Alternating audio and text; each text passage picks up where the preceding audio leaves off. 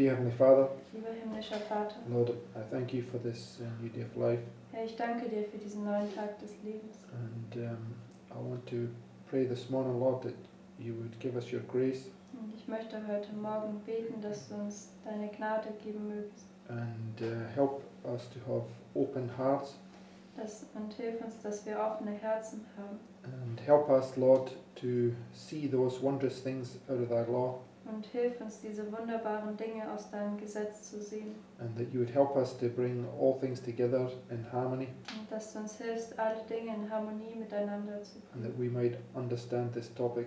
Und dass wir dieses Thema verstehen können. And we ask this in the name of Jesus. Und wir bitten das im Namen Jesu. Amen. Amen.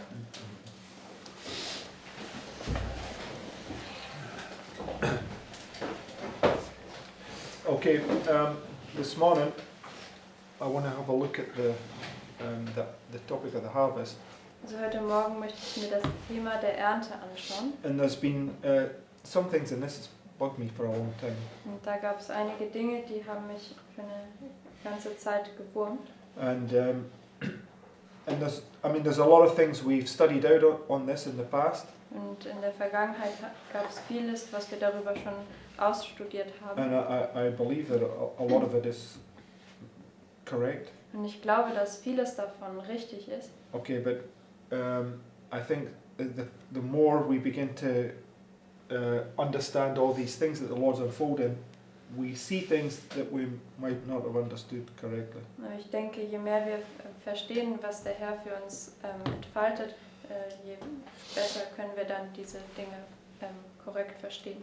Okay, so we're just going to look at that, and I'm not bothered if we don't fully grasp something here. We just want to lay all the things in place. Also wir schauen uns jetzt diese Dinge an, und es ist nicht so schlimm, wenn wir noch nicht alles so genau verstehen. Wir wollen einfach die Dinge erstmal auslegen an ihren Platz. Okay, so what I want to do is here's the end of would be the end of the first Sunday law, right? Also hier wäre das Ende des ersten Sonntagsgesetzes. Okay, so this we're going to begin at the end. Right? Also wir fangen hier am Ende an. Okay, so let's just go to Ezekiel 29, Gehen wir zu Hesekiel 29 verse 19. und Vers 19.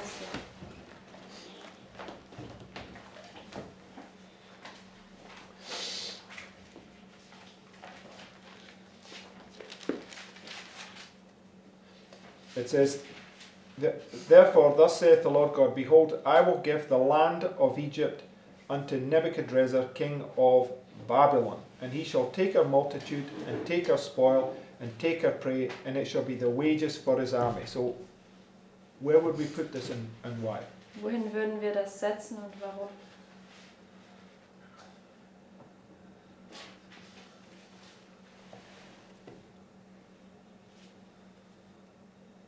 Okay, so we've read this many times. What's it written there? The end of the judgment. Okay, it's the end of judgment, but why? Am Ende des Why did you Gerichts. come to that conclusion? Und warum? This is judgment in Assyria. Das ist das Gericht über den Assyrer. Oh, okay, but okay, you're taking other things that we've spoken about, but just based upon this verse here, right? Basierend jetzt auf diesem Vers hier. Well, there's tons of information in that verse. Sorry? To take her spoil and take her prey. Okay, so who's Nebuchadnezzar? Und da steht, dass er einen Beutel und einen Raub nimmt, und wer ist hier Nebukadnezar? It's true. Yeah, he's the true king of the north, Der right? wahre König des Nordens. Christ coming, right? And what's he been? He's taken a spell and taken a prey, so therefore, what's he doing? Das ist also Christus, der kommt, und er nimmt einen Beutel und einen Raub. Deswegen, was macht er?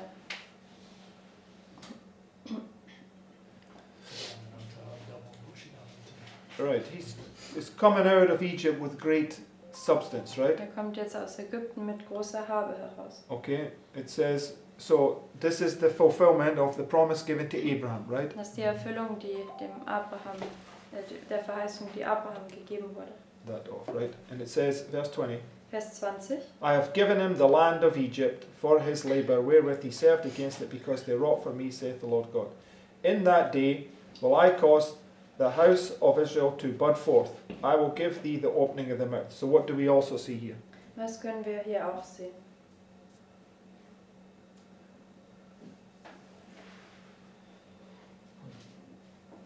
Blessing on the word is put on the mouth of the prophet.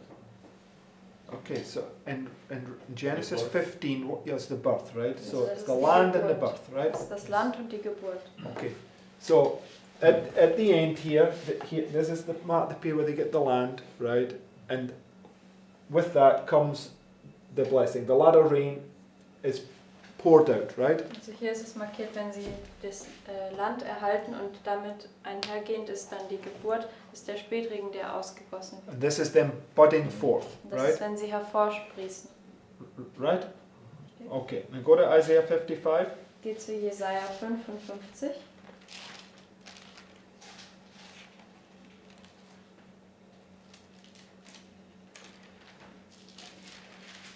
And verse 10. Und Vers 10.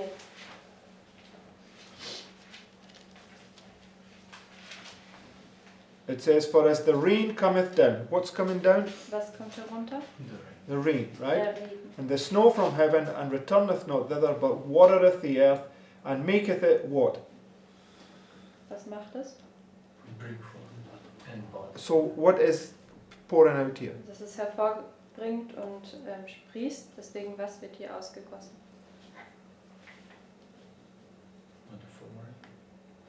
I mean, it's a bud. Look, come on, guys. What did we just read in Ezekiel 29? Was haben wir gerade in Hesekiel 29 I mean, are gelesen? we awake this morning?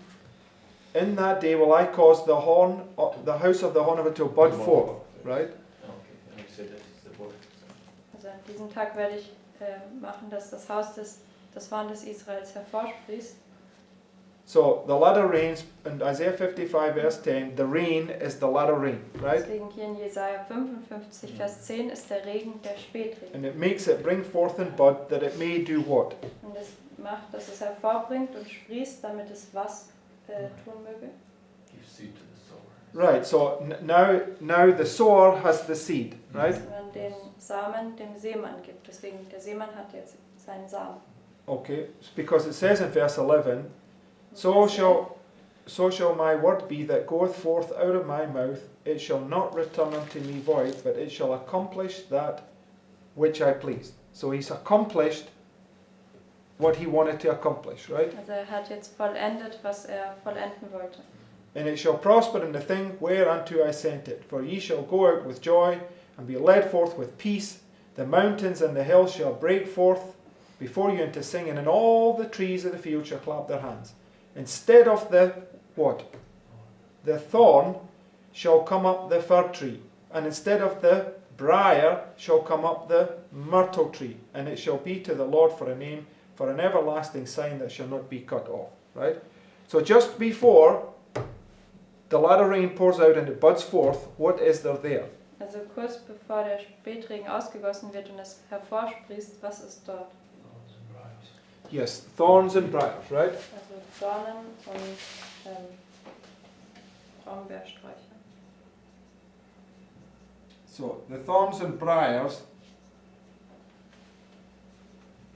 are being removed right there, right? Also hier werden die Dornen und diese Brombeersträucher hinweggenommen. Okay. So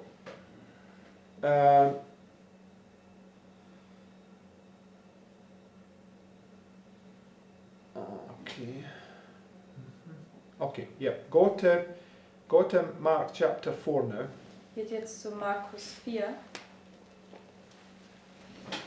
And verse 3.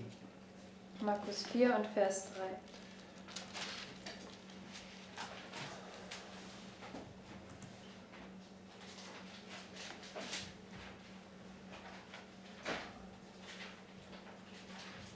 It says, hearken, behold, there went out a sower to sow. Who do we have here? Wen haben wir hier?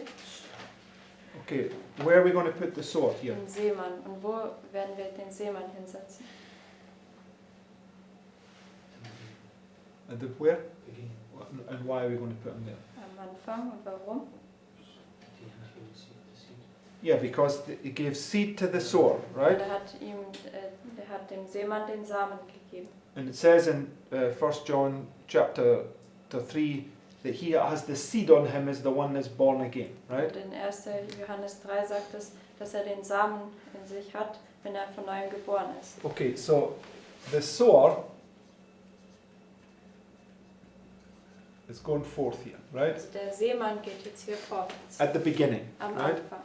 Okay. Right, so it says, there went out a sower to sow, and it came to pass, as he sowed, that some fell by the wayside, and the fowls of the air came and devoured it up.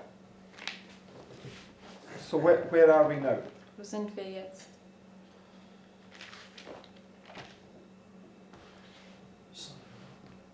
Okay, why are we at the Sunday law? Im Sonntagsgesetz. Und warum? That's when the bottomless pit's open, darkness comes. There's no bottomless pit mentioned here in any of this whatsoever. We're dealing with these verses, right? Otherwise, we're just regurgitating things, right? Why is this the Sunday law? Warum ist das das Sonntagsgesetz?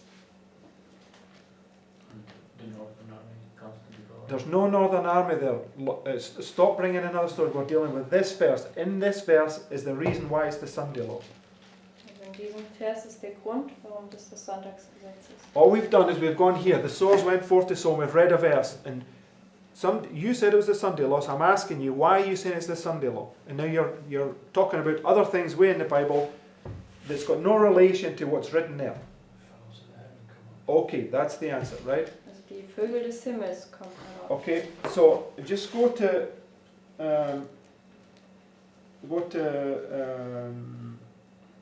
Matthew 13. Geht zu Matthäus 13.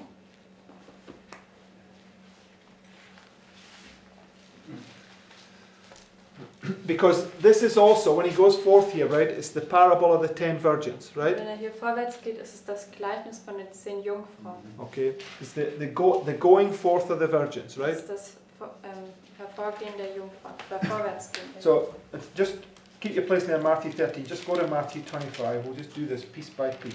Also haltet euren Finger hier in Matthäus 13. Wir gehen zuerst zu Matthäus 25. Wir gehen da Stück für Stück durch. Let's go to verse 1, right? Matthäus 25, Vers 1. It says, Then shall the kingdom of heaven be likened unto 10 virgins, which took their lamps and went forth to meet the bridegroom. So the going forth is where the sower begins to go forth and seed, right? Also das Vorwärtsgehen ist auch, wenn der Seemann vorwärts geht und sät. And 5 of them were wise, and 5 were foolish. They that were foolish took their lamps, and took no oil with them, but the wise took oil in the vessels with their lamps. While the bridegroom tarried, they all slumbered and slept. Where does verse 5 bring you to? Wohin bringt dich Vers 5? Sunday. Okay, the Sunday law and what? Sonntagsgesetz. I think you know the tarrying time. Right, because of the tarrying time, right? Wegen der Verzögerungszeit.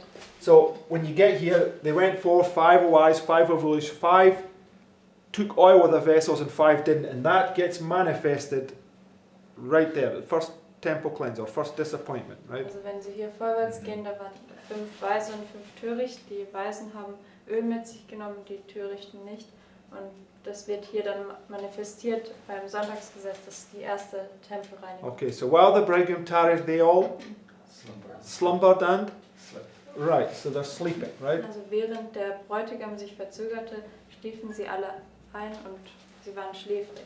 Okay, Hier schlafen sie. so go back to Matthew 13, Gehen wir zurück zu Matthäus 13, in verse 24. Vers 24.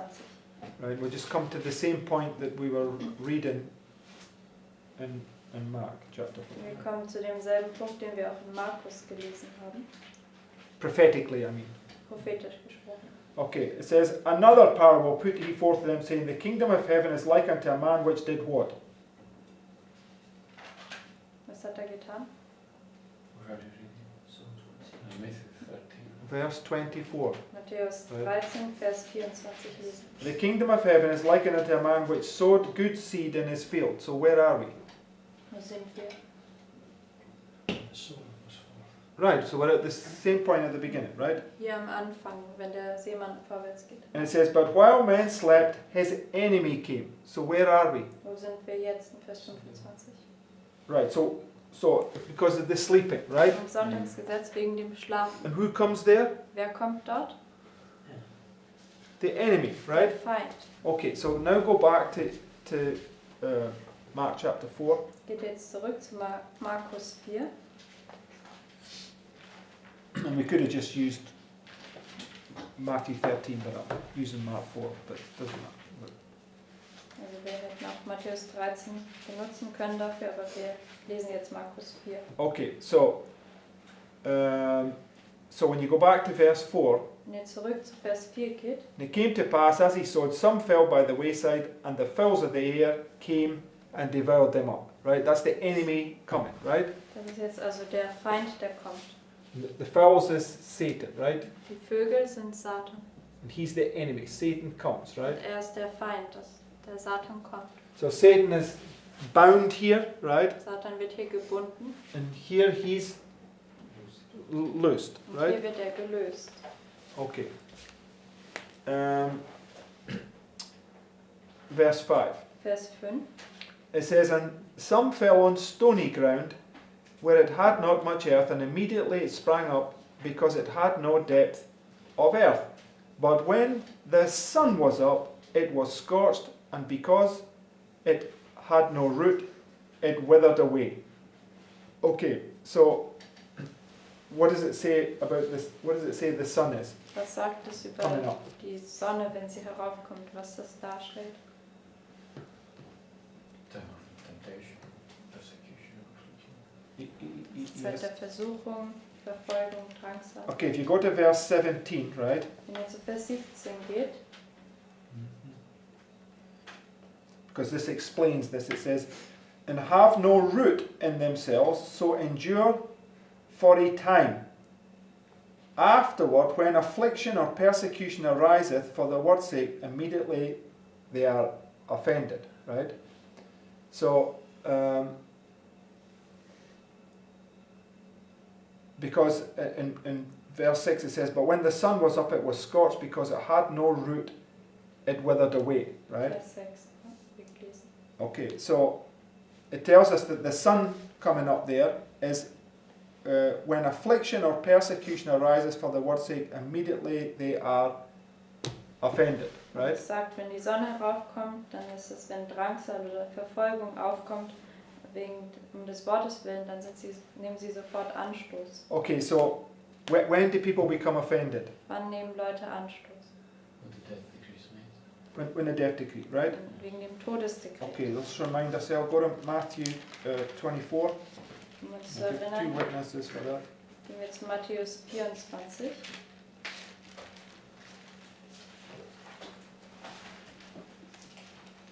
So, begin in verse 8. Anfangend in Vers 8. It says, all these are the beginning of sorrows, right? It's the shaking of the earth, right? Das ist die Erschütterung der Erde. Which is the Sunday law. Das ist am So Sonntagsgesetz. here you have all the sorrows. Hier sind diese Wehen.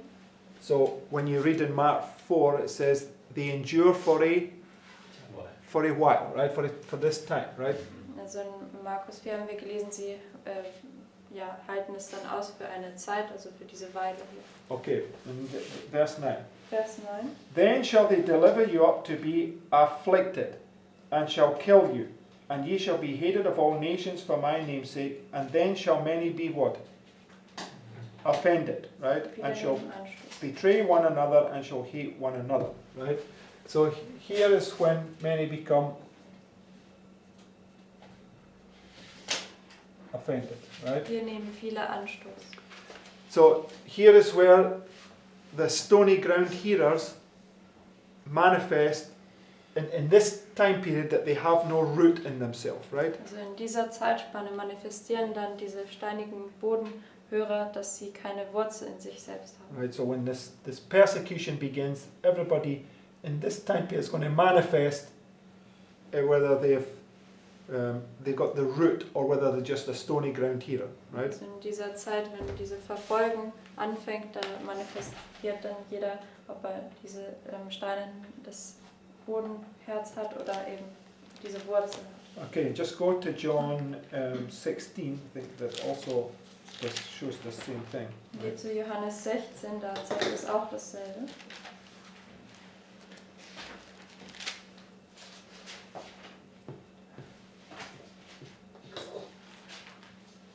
Verse 1. Vers 1. It says, "These things have I spoken unto you, that you should not be offended." Right? Dass ihr keinen Anstoß nimmt. They shall put you out of the synagogues, yea, the time cometh, that whosoever killeth you will think that he doeth God service. Right? So it's marking about this, the beginning of this great, when the great tribulation comes, right, many people are going to become offended, right? It's when they start to deliver you up to death and you go through all this process here, right? Deswegen, wenn diese große Trübsalzeit kommt, da werden viele Anstoß nehmen und hier werden sie dich zu Tode bringen und sorry. Yeah, the whole process. Also es markiert dann diesen ganzen Prozess. Okay, so go back to Mark chapter 4. Gehen wir zurück zu Markus 4.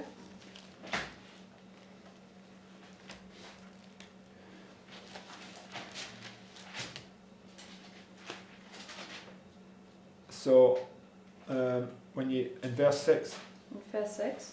so it says, "But when the sun was up," right? It's marking this period of this heat that's coming on you, this period of trial and persecution, right? Wenn die Sonne aufkommt, das markiert jetzt die Zeitspanne, wenn diese Hitze aufkommt. Das ist also, wenn Verfolgung und Trübsal kommt. Okay, so verse 7, Vers 7. "And some fell among" what? Wo sind sie hingefallen? Thorns, right? Dornen. "And the thorns grew up and choked it, and it yielded no fruit." So where did we see the thorns? Wo haben wir die Dornen gesehen? No, we didn't see any thorns in the time of peace. In der Zeit des Friedens. That's not the time of peace. Sorry. That's the end of the time of trouble, right? Das ist ja hier am Ende der Zeit der Trübsal. Okay, so here the sower goes forth, fall by the wayside. The ones that are on stony ground begin to become offended, and now you have these thorns, right? Hier geht der Seemann vorwärts, um zu sehen. Hier hat man diese Leute, die am Wegrand gesandt sind, und hier nehmen die Anstoß, die auf den steinigen Boden waren, und dann hat man diese Dornen. Now, what did it say? What did we read about the thorns and the briars here? Was haben wir hier über die Dornen und Brombeersträucher gelesen? What did we read? What did we read about the thorn? Right? Go back to Isaiah 55 and verse 13. Geht nochmal zurück zu Jesaja 55 und Vers 13.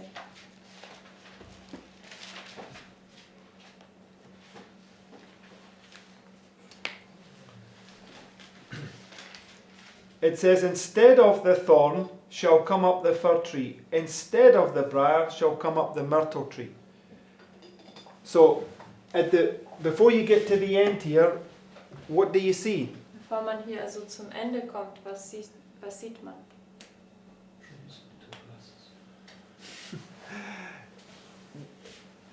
Okay. It doesn't say that. It talks about, okay, verse 10, which point in time is it? Vers 10, welcher Punkt in der It's Zeit? when the rain's falling, at the end, Wenn der right? Regen fällt am Ende. Right? So verse 13 says, "Instead of the thorn shall come up the fir tree." So when do you see the fir tree? Wann siehst du diesen Föhrenbaum? Yes, and then what do you not see anymore? Und was siehst du dann nicht mehr? Also diesen Tannenbaum.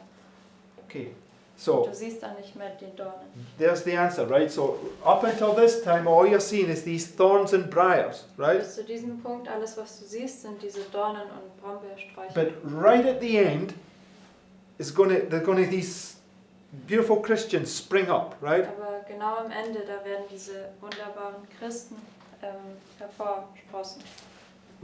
Right, now you get the point? Und ihr jetzt den Punkt Okay, so versteht? when you go back to Matthew 4 and verse 7, Wenn ihr nochmal zurück zu Matthäus, Mark 4.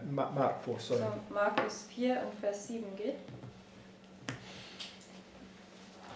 So, if I would understand it correctly, it's just showing you a progression of what's happening to God's people as they're getting more and more into this tribulation, right? Also was ich das verstehe, ist, dass das eine fortschreitende Entwicklung ist von Gottes Volk, je weiter sie in diese Verfolgung Okay, so here you have the wayside, Hier hat man den Wegrand, here you have the stony ground, hier hat man den steinigen Boden. right? And now you have these thorns and briars appearing, right? Und jetzt hat man diese Dornen und diese Brombeersträucher, die aufkommen. Right? Richtig? At least if you would, because it's showing you that this is where those that fall by the wayside begin to fall away because they were not gathering oil in here, right? Hier fängt es ja an, diejenigen, die am Wegrand gesät wurden, dass sie wegfallen, weil sie haben hier das Öl nicht gesammelt. And these ones, the stony ground, they endure for a while, and then trial and tribulation comes, they begin to become offended, right? Die steinigen Bodenhörer, sie haben ja hier für eine Zeit lang ausgeharrt, aber wenn diese Trübsal und Verfolgung kommt, dann beginnen sie Anstoß zu nehmen. Okay. And then it says, and some fell among thorns, and the thorns grew up and choked, and it yielded no fruit. Right? Now, where is Christ looking for the fruit? Und wo hält Christus nach der Frucht Ausschau? Okay, right? But Der Ernte. come back to this. Where is Christ looking for the fruit? Wenn man hier drauf zurückkommt, wo schaut Christus nach der Frucht?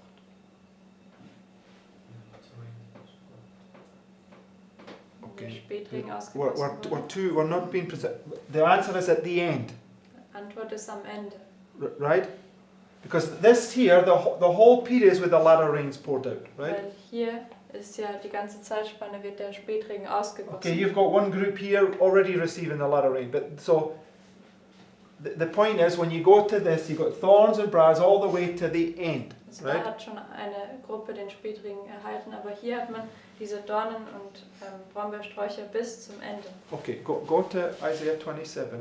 Geht zu Jesaja 27. Okay, this is the end of here. Right, go to Isaiah 27. Gehen wir zu Jesaja 27. Now, Isaiah 27 is marking the end. Jesaja 27 markiert das Ende. Because Isaiah 26 is when Christ comes at the day of the Lord and begins to pour out his fury, Weil right? Jesaja 26 ist, wenn Christus kommt am Tag des Herrn und er gießt seinen Zorn aus. It's when he punishes the dragon, Das ist, wenn er den Drachen bestraft. right? Richtig? Okay, verse 4. Vers 4. Fury is not in me. Who would set the briars and thorns against me in battle? Where are we? Wo sind wir?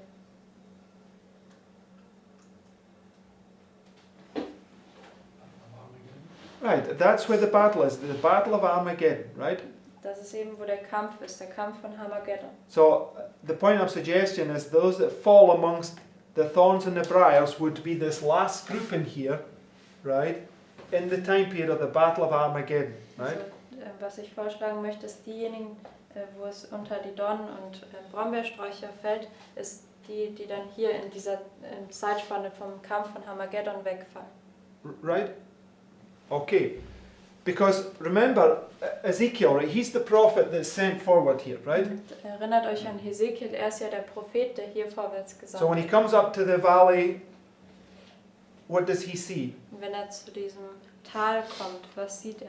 Dead dry bones. Right? He doesn't see anything good, Die right? Totengebeine, also er sieht gar nichts Gutes. So where do those people come out of the grave? Und wo sind diese Leute aus dem Grab gekommen?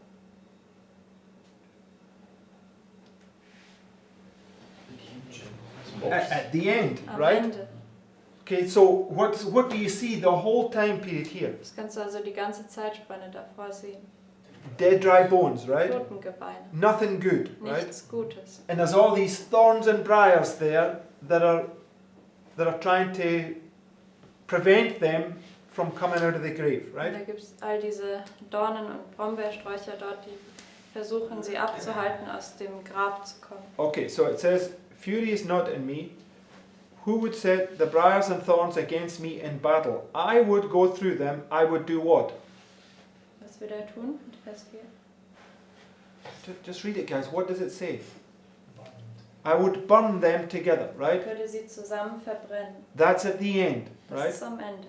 Okay. So there's this point now, because the Lord is able to save to the Uttermost. uttermost, right? Er sagt jetzt oder, weil es gibt ja diesen Punkt, dass der Herr in der Lage ist, bis aufs Äußerste zu retten.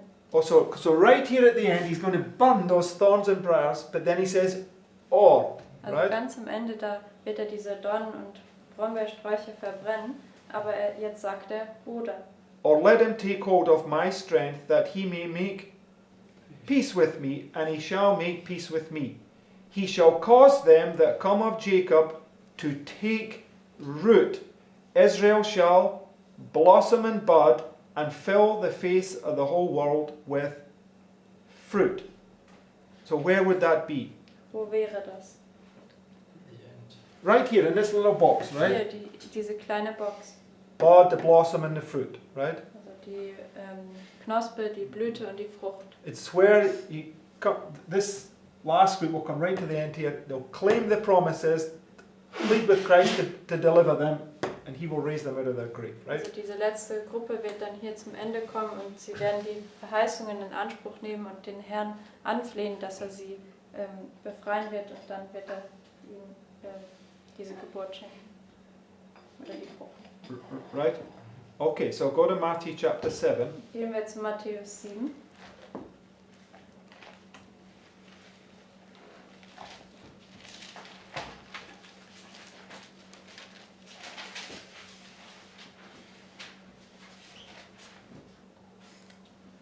It says, "Beware of false prophets, Vers which..." 15. Yes, verse 15. "Beware of false prophets which come to you in sheep's clothing, but inwardly they are ravening wolves." Okay, so where are we? Wo sind wir? Sunday. That's far too vague, Sonntags. and that's not rightly identifying things. Das ist nicht richtig identifiziert.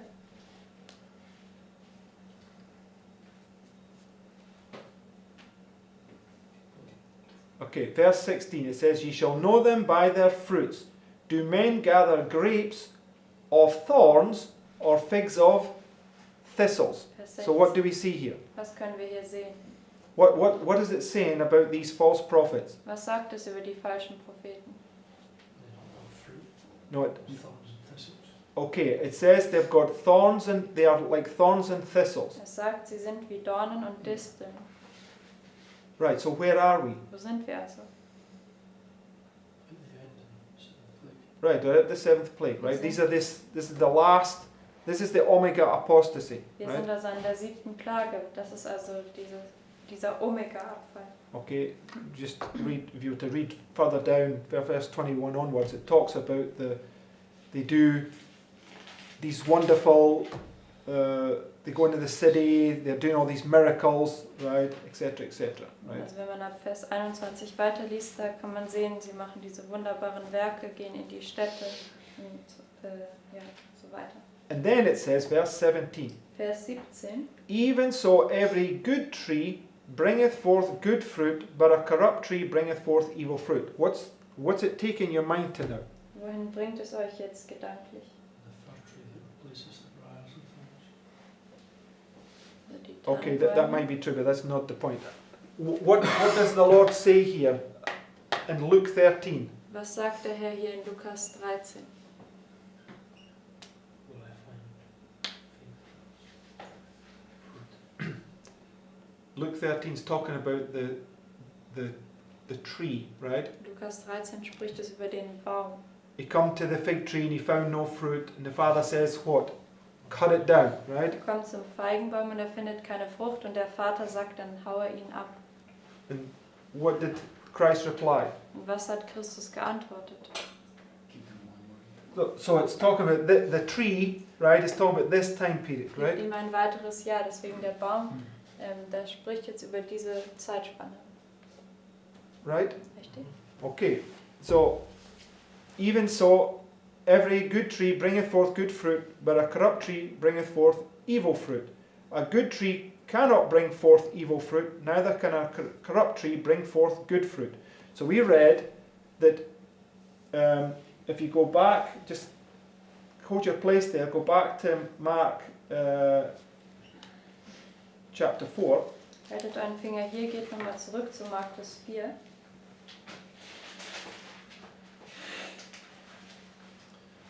Verse 7. Vers 7. It says, and some fell among thorns, and the thorns grew up and choked it, and it yielded what?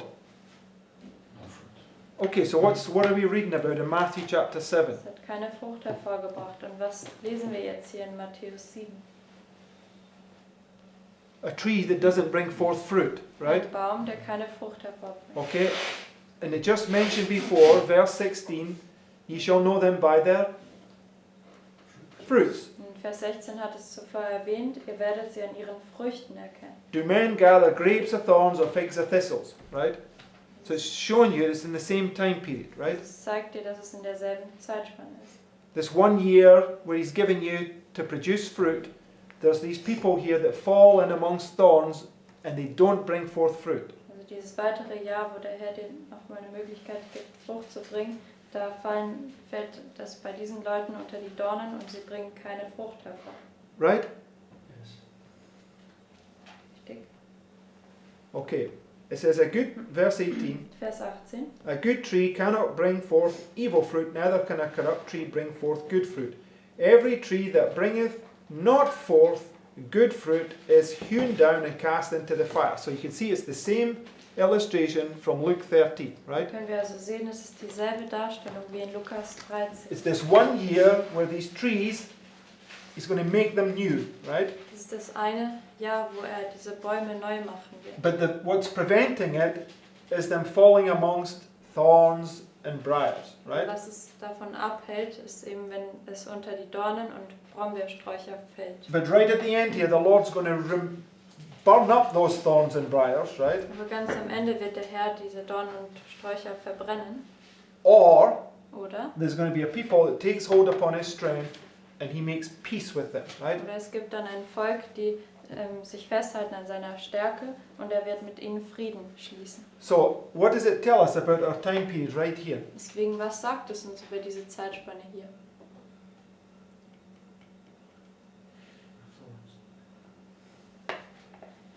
Right? It's meant to be full of thorns and briars, right? Es ist es ist so, dass dort viele Dornen und Brombeersträucher sind. Right? Is that a pleasant experience? Ist das eine schöne Erfahrung?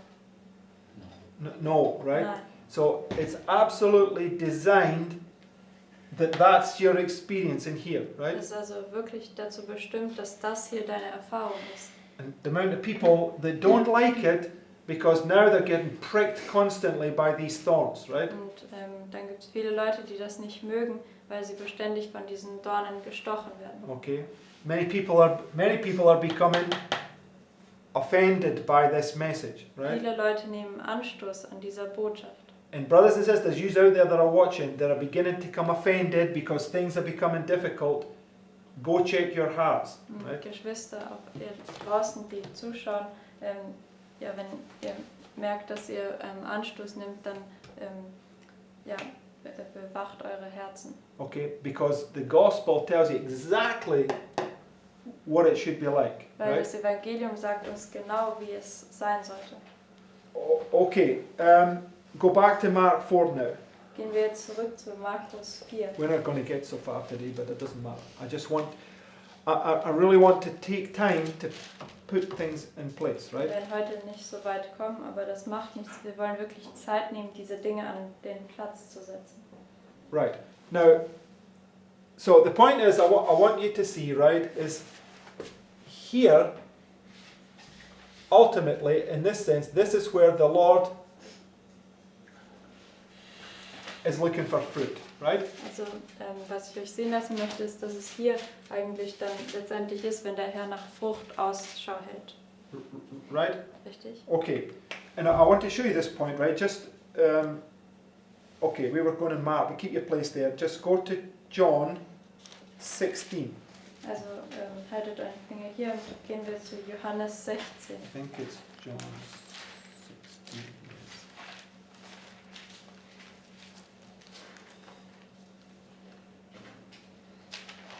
No, John 15, excuse me. John 15. Johannes 15. Now, we used to understand this a certain way, but I don't think we understood it correctly. But anyway, just let's read it. Verse 2. Also, lasst uns Vers 2 lesen. It says, every branch in me that beareth not fruit, he taketh away. And every branch that beareth fruit, he purgeth it, that it may bring forth more fruit. So I just want to deal with the first part of this, right? Ich möchte jetzt mit diesem ersten Abschnitt davon handeln. Okay, so what did he do with the thorns and briars right here? Was hat mit diesen Dornen und Brombeersträuchern hier getan? He took them away, right? Er hat sie verbrannt, er hat sie weggenommen. And then this fir tree and this myrtle tree sprung forth, right? Dann kam dieser Tannenbaum und dieser Myrtelbaum auf. And whereas we're following this down, many fall amongst the thorns and briars, and they don't bring forth fruit, right? Wie weiter es dann hingeht, fällt es bei vielen unter die Dornen und Brombeersträuchern und sie bringen keine Frucht hervor. Okay, so here is the beginning and here is the end, Hier right? ist der Anfang und hier ist das Ende. Right? So when you go, let's go to the second half now, right? Gehen wir jetzt zur zweiten Hälfte des Verses. And every branch that beareth fruit, he purgeth it, that it may bring forth more fruit, right? So I want us to understand that here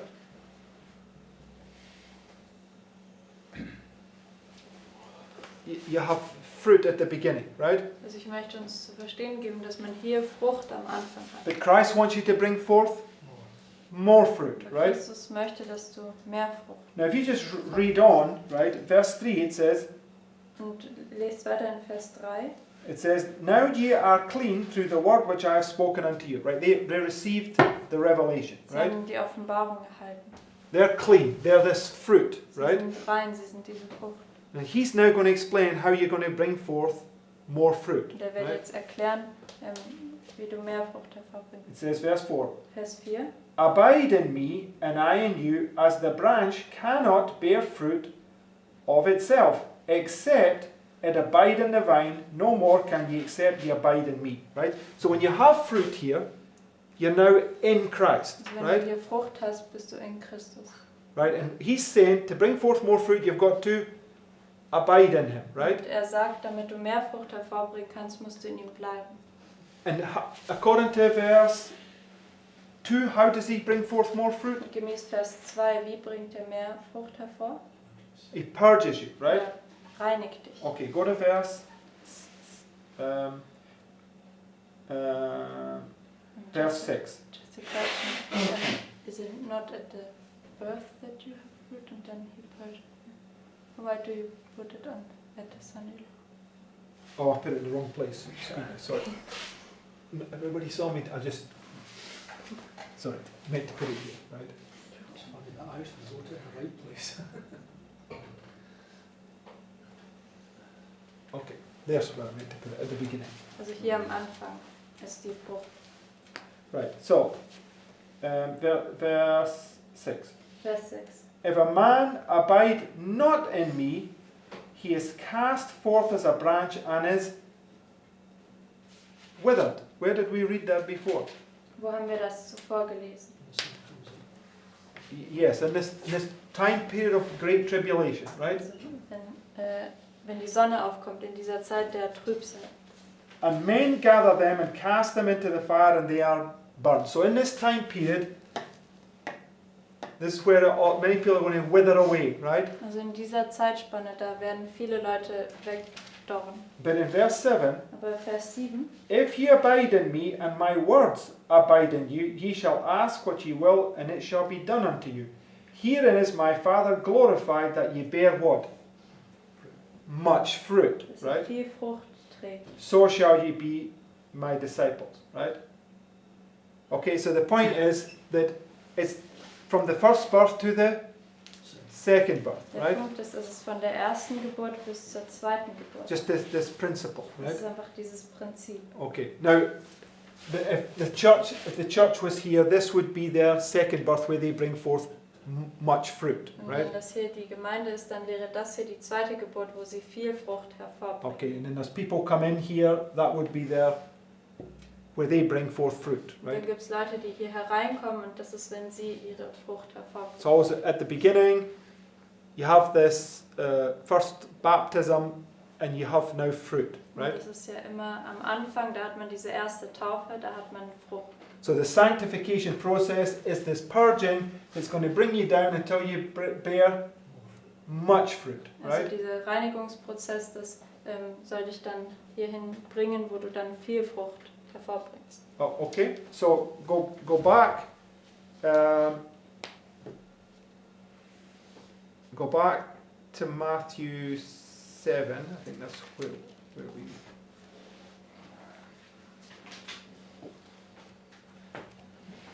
In verse 19, Geht zurück zu Matthäus 7 und Vers 19. it says, "Every tree that bringeth not forth good fruit is hewn down and cast into the fire. Wherefore by their fruits ye shall know them." So you're going to know who's who at the end, right? Du wirst wissen, wer ist am Ende. Okay, so now go back to Mark 4. Jetzt geht zurück zu Markus 4 Verse 18. und Vers 18. It says, "And these are they which are sown among thorns." So it's going to explain it now, right? Das wird es jetzt hier erklären. "Such as hear the word, and the cares of this world, and the deceitfulness of riches, and the lusts of other things enter in, choke the word, and it becometh unfruitful." Right, so it's telling you now the time, it's giving us information of the time period where these thorns come up, right? Es gibt dir jetzt Informationen über diese Zeitspanne, wenn die Dornen aufkommen. Okay, because it tells you what the result would be, Weil right? es sagt dir, was das Ergebnis sein würde. So when the thorns are there, it says, "The cares of this world, the deceitfulness of riches, and the lusts of other things enter in," right? Also wenn diese Dornen aufkommen, dann sagt es hier, das sind die Sorgen der Welt und diese verführerische Reichtümer und die Lüste von anderen Dingen, die eintreten. Right? Okay, that's what prevents the fruit from coming forward, right? Das verhindert die Frucht, dass sie hervorkommt. Okay, because people have more care for things of this life than they do for understanding the last warning message, right? Weil die Leute haben mehr Sorgen über diese, also sie machen sich mehr darüber Gedanken über die Sorgen des Lebens, und anstatt dass sie hier diese letzte Warnungsbotschaft verstehen. Right? We see that point, right? Kann jeder den So Punkt let's just sehen? confirm that. Go to Matthew 22 Lasst uns das bestätigen. Gehen wir zu Matthäus 22 and verse 2. und Vers 2.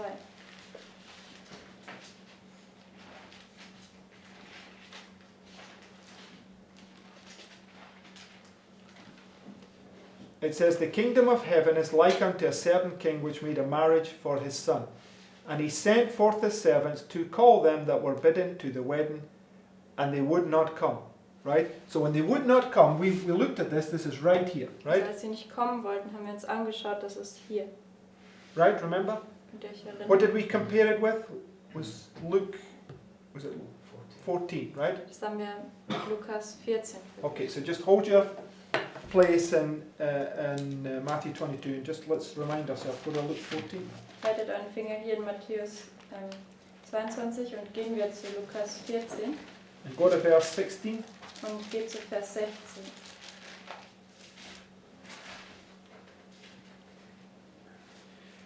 Then said he unto him, a certain man made a great supper and bade many. And he sent his servant at supper time to say to them that were bidden, Come, for all things are now ready. And they with one consent began to make excuse. The first said unto him, I have bought a piece of ground, and I must needs go see it. I pray thee have me excused. And another said, I have bought 5 yoke of oxen, and I go to prove them. I pray thee have me excused. And another said, I have married a wife, therefore I cannot come. So that servant came and showed his lord these things. Then the master of the house, being angry, said to his servant, Go out quickly into the streets and lanes, and bring in hither the poor, and the maimed, and the halt, and the blind. So who's he going out to bring in now? Also wohin geht er jetzt hinaus, um reinzubringen? The poor of the flock, right? Diese Armen der Herde, The lost sheep. die verlorenen Schafe. So it shows you the experience of these people. They didn't come because they entered the cares of this life, right? All these things. They refused to come, right? Das zeigt ja die Erfahrung von diesen Leuten, also dass sie haben diese Ausreden gemacht, die Sorgen des Lebens haben sie überwältigt und dann sind sie nicht gekommen. Okay, so you go back to Matthew 22, Und geht zurück zu Matthäus 22. and that's just all contained in that one verse, verse 3, Und right? das ist alles in diesem einen Vers, in Vers 3 enthalten. And he sent forth the servants to call them that were bidden to the wedding, and they would not come. And Luke 14 tells us the reasons why they wouldn't come, In right? Lukas 14 erzählt es uns den Grund, warum sie nicht kommen wollten. Okay, and then it says, verse 4, Vers 4, again he sent forth other servants. hat andere Knechte gesagt. Right, and this is them going now to bring in the halt, the lame, and the blind, Und right? das ist, wenn sie jetzt ausgehen, um die Lahmen, die Blinden und so weiter einzusammeln. Okay, so he says, again he sent forth other servants, saying, Tell them which are bidden, Behold, I have prepared my dinner, my oxen and my fatlings are killed, and all things are ready, come unto the marriage. Right? But they made light of it, and went their ways, one to his farm, another to his merchandise. What are they doing in this time period? Was machen sie in dieser Zeitspanne? Same things, right? Dieselben Dinge, die Sorgen des Lebens. Okay, that's what we read in regards to the... okay, if you just go back to Mark 4, verse 18. Geht nochmal zurück zu Markus 4 und Vers 18.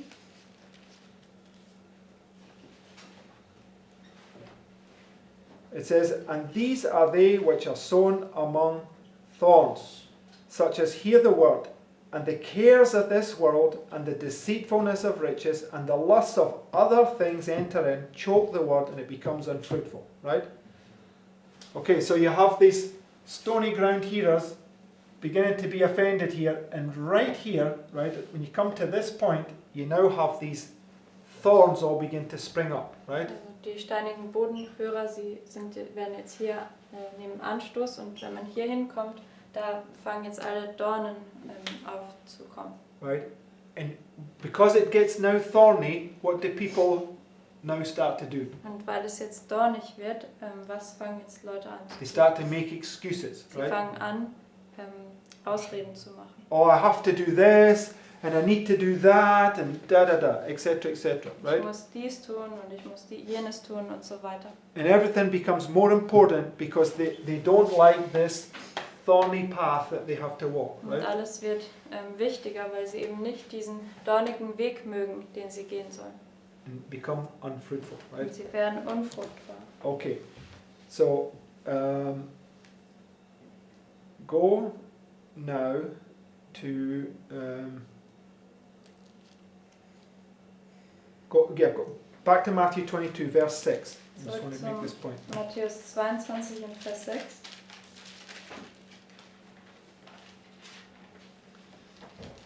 It says, and the remnant took his servants and entreated them spitefully and slew them. So where does it lead you down to? Wohin führt dich das? Most people No, verse 6, what did we just read? implement the death decree. Right, so the same thing that what came upon these here, right, now comes upon these here, right? Was also mit denen geschah, kommt jetzt auf die hier. Right? So it says, the remnant, right, took his servants, this is in the time period of the thorns and thistles, right? Überrest nahm jetzt seine Knechte und das ist in der Zeitspanne von den Dornen und Brombeersträuchern. And treated them spitefully and slew them. But when the king heard thereof, he was wroth, and sent forth his armies, and destroyed those murderers, and burned up their city. Right?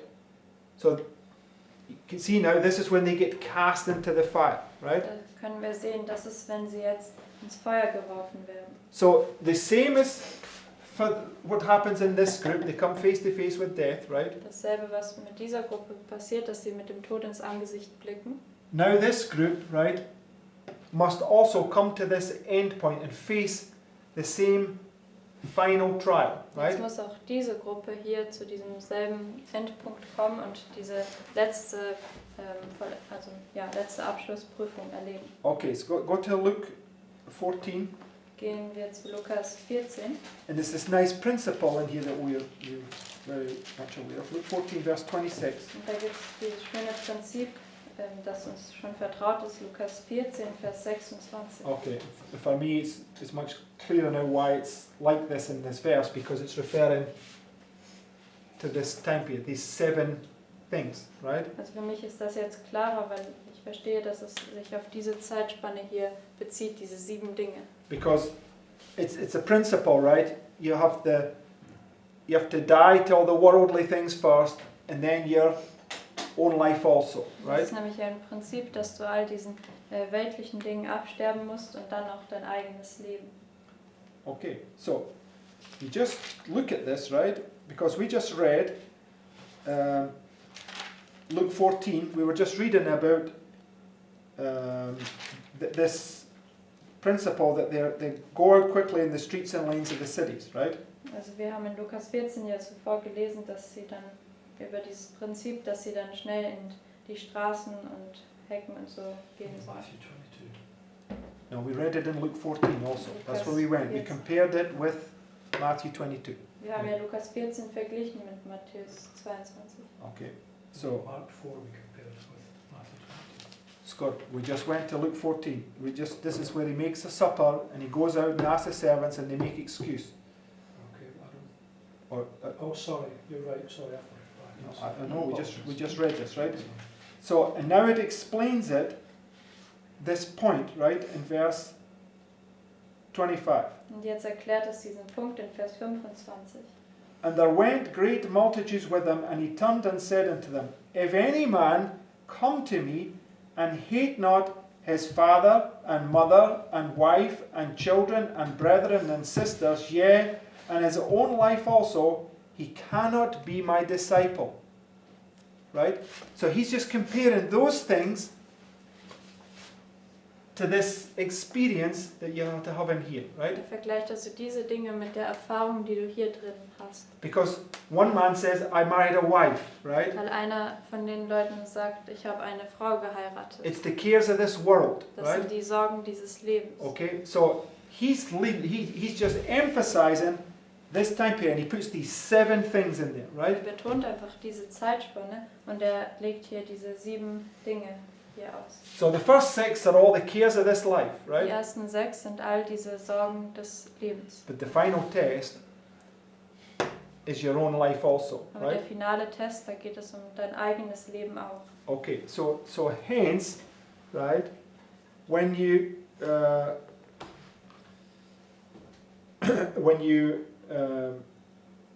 look at this point, if just go to, let's see this point from another perspective. Go to Matthew 24.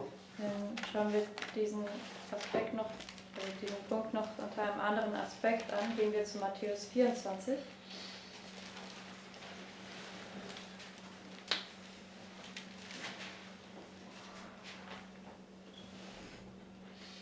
And verse 42. Und Vers 42. So it says, Watch therefore, for ye know not what hour your Lord doth come. Where are you to watch? Wo sollst du wachen? For the revelation. This guy is speaking to this group, right? And they are to watch and pray. He's speaking to them. They are the ones, right? Because their day is coming, right? Also spricht jetzt hier zur nächsten Gruppe, weil sie sind diejenigen, die wachen sollen, weil ihr Tag des Herrn kommt. It says, But know this, that if the good man of the house had known in what watch the thief would come, right? What's the thief coming to do? Was kommt der Dieb zu tun?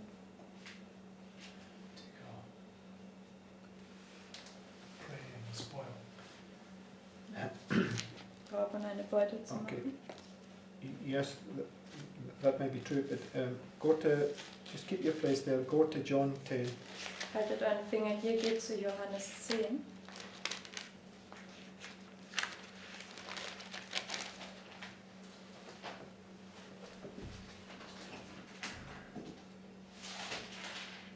Okay, verse 1. Vers 1.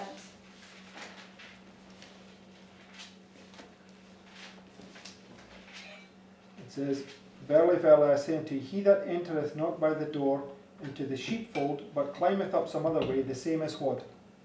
A thief and a robber. So that's what Scott's referring to. But if you go to verse 8, Wenn ihr zu Vers 8 geht, all that ever came before me are thieves and robbers, but the sheep did not hear them.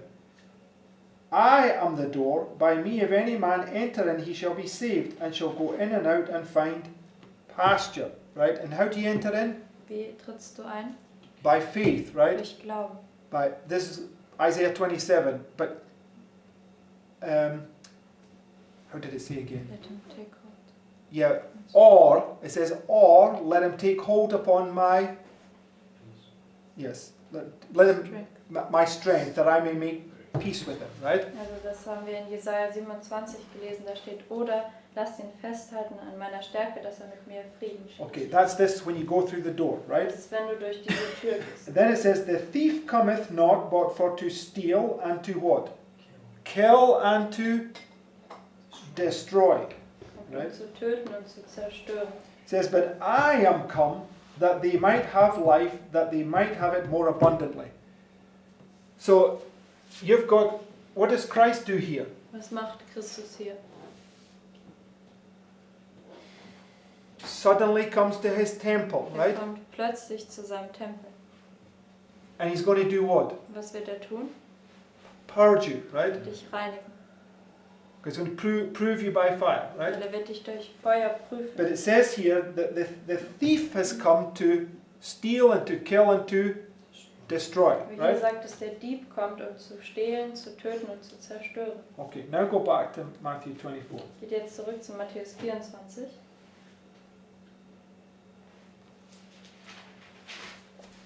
Just to finish on these points here, right? Wir werden mit diesen Punkten Verse abschließen. 42. Vers 42.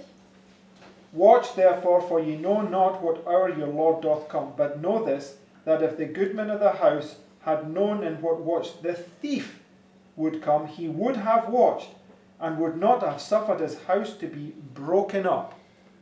Right?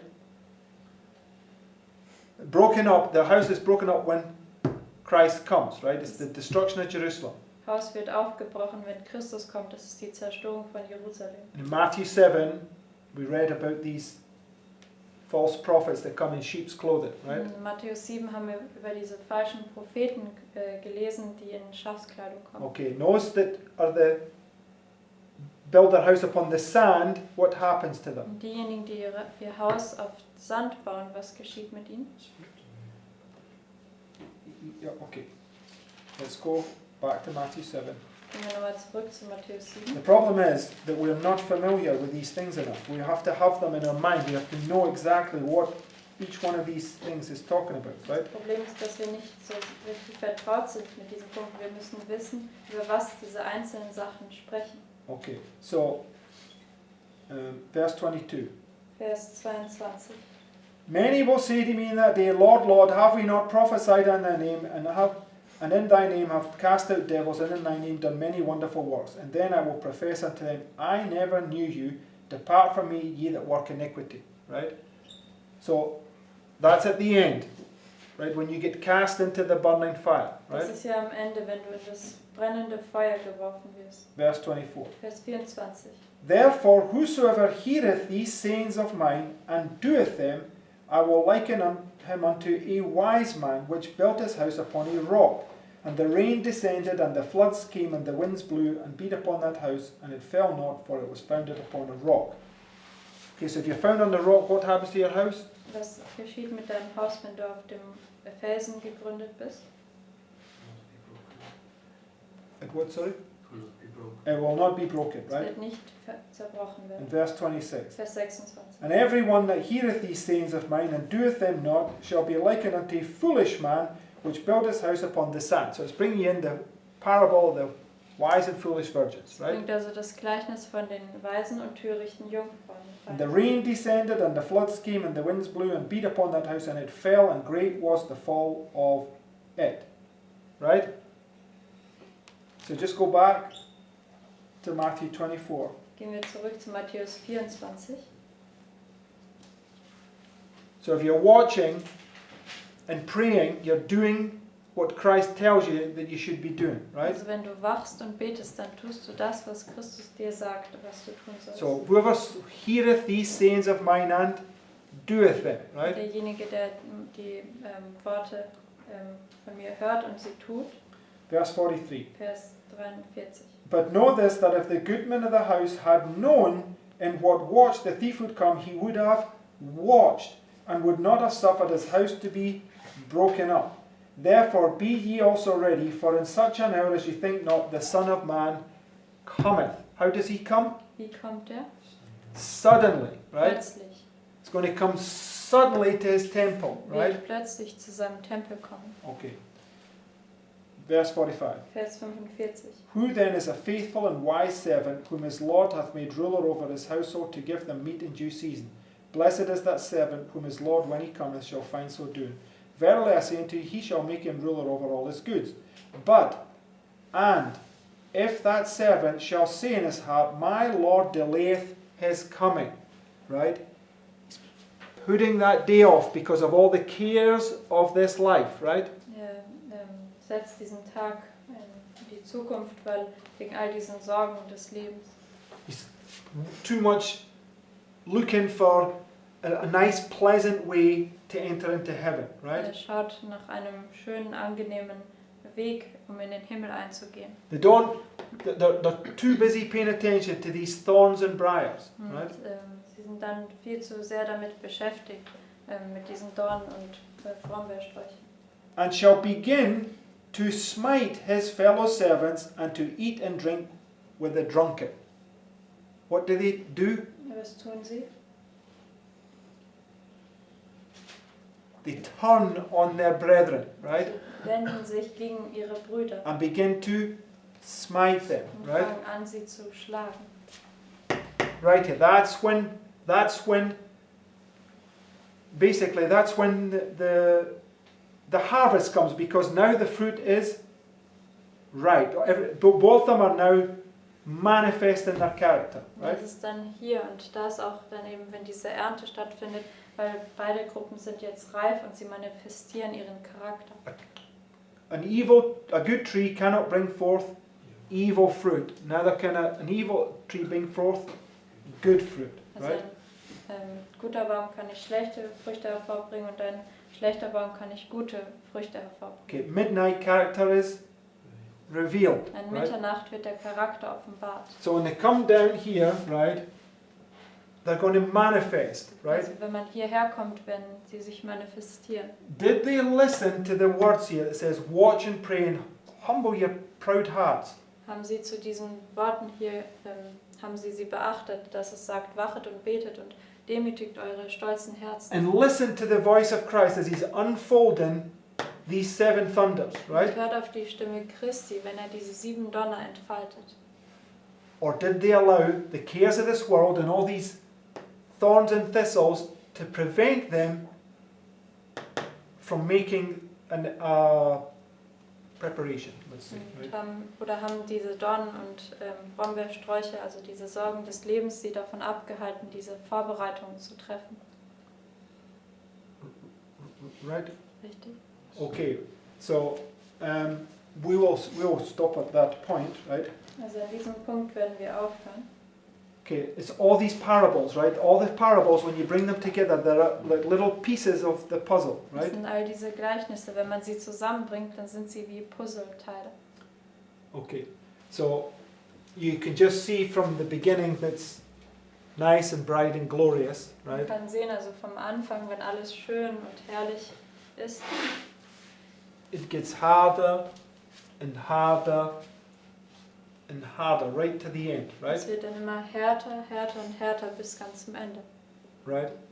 Richtig. Okay, so based upon just on that now, we have sort of a groundwork that we can go and lay on all the other things, right? Und basierend darauf haben wir jetzt einen Grundstein, wo wir dann alles weitere drüberlegen können. Okay, because this point here, the harvest, is what we really need to understand, right? Because that's what we're in.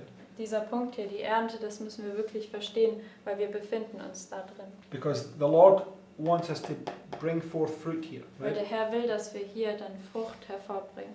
Right? Richtig. Okay. Right. Let's close with a word of prayer. then. Lass uns mit einem Gebet abschließen.